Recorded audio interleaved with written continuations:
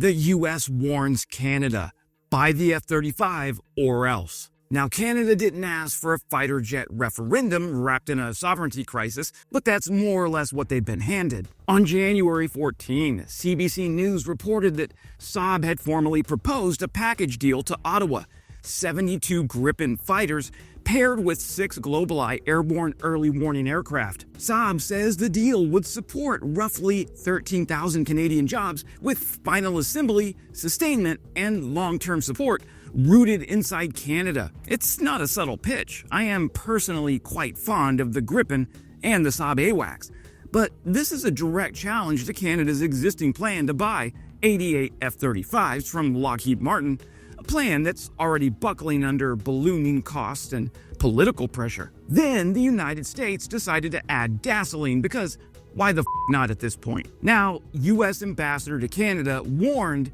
that if Ottawa backs away from the F-35 deal, Washington may fill the gaps by flying American fighters more frequently in Canadian airspace and potentially rewriting parts of NORAD. The message was simple, Canada: buy American or accept less control over your own skies. Hey friends, Wes here, military veteran, law grad, and if you've been watching my channel for a while, then you know I'm a friend of Canada.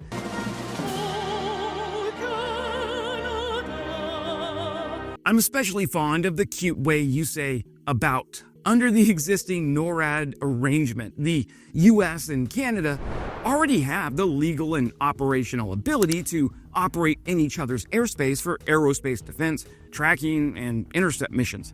That's the whole point of NORAD. It's a binational command built for speed, shared radar picture, shared decision-making, and the ugly reality that a bomber doesn't care about a borderline on Apple Maps. What Ambassador Peake Hoekstra did was take that normal NORAD logic and weaponize it as leverage in a procurement fight.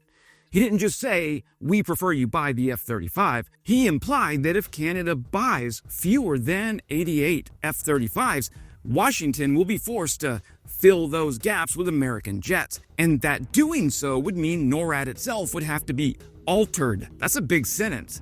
Altered doesn't mean a memo and a handshake. It means renegotiating the terms of how the US and Canada manage air defense across the entire continent, how often American fighters operate in Canadian airspace, who pays for what, and who gets to call the shots when the track goes hot. In other words, it drags a procurement decision into the command and control architecture of continental defense. Hey, maybe buy the F-35 when we start breaking things, huh? Get a load of this guy, Fat Tony, forget about it, and bada bing. Now layer in, keep it together. Now layer in the political context. Canada started this review because the F-35 program's costs have risen sharply, with an audit pegging the program around $27.7 billion after earlier estimates were far lower. Yeah, that sounds about right for a major U.S. defense contractor. Welcome to the party, Canada. Your southern neighbors have been overpaying for this crap since at least the first Gulf War. Gotta keep those shareholders locked into infinite growth. Add in rising US-Canada tensions between Carney and Trump, and you've got a situation where Ottawa isn't just reviewing a fighter purchase, it's trying to figure out how much strategic independence it has left while doing it. So back to Saab. Saab's proposal is really about offering Canada a complete air power ecosystem rather than a single aircraft plugged into an American-controlled supply chain. The Gripen and the GlobalEye are designed to operate together, not as independent acquisitions stitched together later. One hunts and fights, the other sees, coordinates, and manages the battle space. Gripen E is a 4.5th-generation fighter built for countries that don't enjoy the luxury of brawling air bases and unlimited budgets. It's fast enough with a top speed around Mach 2. It carries a modern ASA radar, the Raven ES-05, paired with an infrared search and track system that lets it see without broadcasting. Its avionics are designed for data sharing, not solo heroics. Gripen was built to fight as part of a network, passing targets and tracks between aircraft, ground sensors, and command nodes in near real time. This matters for Canada because Canada doesn't fight wars by massing squadrons over friendly territory. It defends vast airspace, often over water or tundra, with limited basing options and long distances between everything that matters. Gripen's ability to operate from shorter runways and dispersed locations makes it a perfect aircraft for Canada. It assumes that runways may be cratered, logistics may be stressed, and turnaround speed matters more than prestige. Now, GlobalEye is where the proposal gets strategically interesting. Based on Bombardier's global business jet, GlobalEye carries Saab's Eri ER radar along its spine. Paired with maritime and ground surveillance sensors, from altitude, it can track air and surface targets hundreds of kilometers out. More importantly, it stays up for roughly 11 hours. For a country like Canada, with enormous maritime approaches and Arctic blind spots, that persistence fills a real gap. Canada's northern warning infrastructure is constrained by geography and curvature of the Earth. Ground-based radars can only see so far. GlobalEye extends that horizon. It doesn't just detect aircraft, it helps coordinate intercepts, manage air traffic, and cue fighters long before a threat gets close enough to cause political embarrassment. Now, this is where the Gripen and the GlobalEye pairing starts to look less like a consolation prize and more like a coherent doctrine. Gripens intercept, GlobalEye sees and directs. The system scales to Canada's geography rather than forcing Canada to contort itself around a single exquisite platform. Contrast that with the F-35. Now, the F-35 is an impressive aircraft. It's also overpriced, complex, and deeply embedded in a US-controlled ecosystem. Canada's planned 88-jet fleet has already seen projected costs climb to roughly $27.7 billion, up from initial estimates closer to $19 billion. Sustainment costs remain a looming question mark. Who knows? And production delays haven't helped. More importantly, the F-35 is a relationship. Software updates, mission data files, parts supply, and long-term upgrades all flow through US-controlled pipelines. That's fine if you trust Washington to remain a predictable partner, less fine if the US ambassador is publicly floating the idea of routinely violating Canadian airspace because Ottawa dared to review a procurement decision. Now, some viewers have told me the F-35 can't handle cold weather. It can. Norway operates the F-35, and that's about as high north as you can get. But I will admit the F-35 needs a lot more pampering to keep it fully mission capable in sub-zero temps. Maybe a spa day between sorties. Whereas the Gripen is like, let's go, baby! Okay, so this is where the politics bleed into strategy. NORAD has always been a partnership, but it's never been value neutral.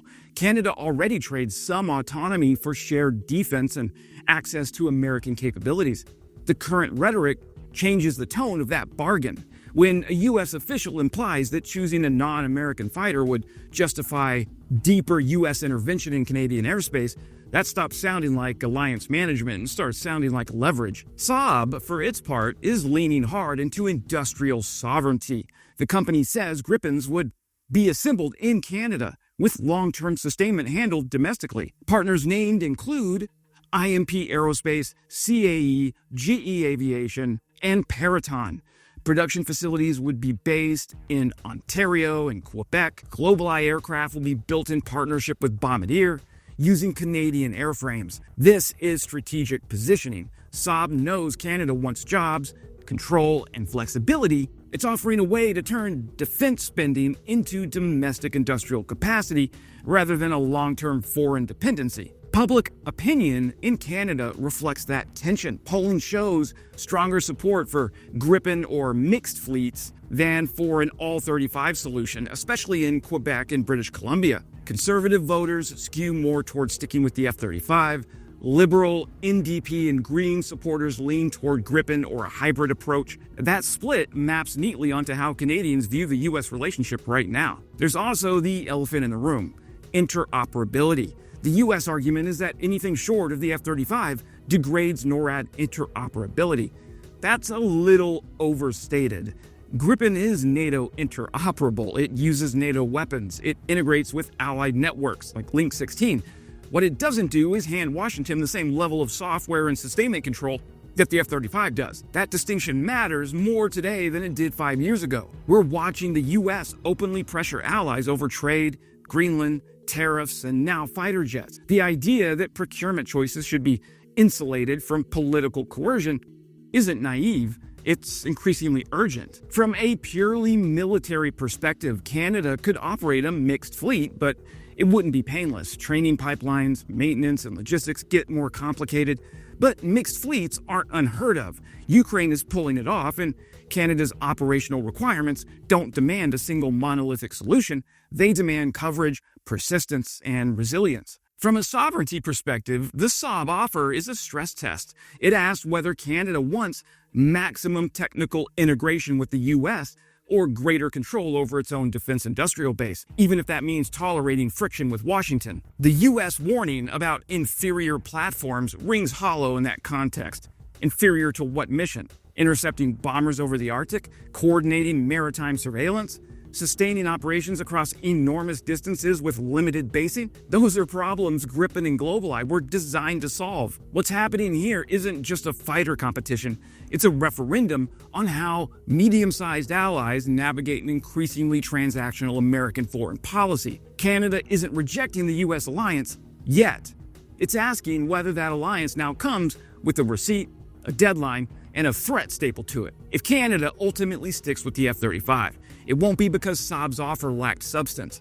It'll be because Ottawa decided that friction with Washington is more dangerous than dependence on it. That's a grim calculus, and one that more U.S. allies are being forced to make. For decades, NORAD symbolized shared trust. Right now, it's being used as a bargaining chip. That should worry Canadians, and Canadians supporting Americans like myself, far more than whatever logo's on the tail of your next fighter jet. That's it for today, my friends. If you still believe in things like national sovereignty and alliances, prove it by hitting the subscribe button. The True North, strong and free, and as always, glory to Ukraine, glory to the heroes. Crimea is Ukraine.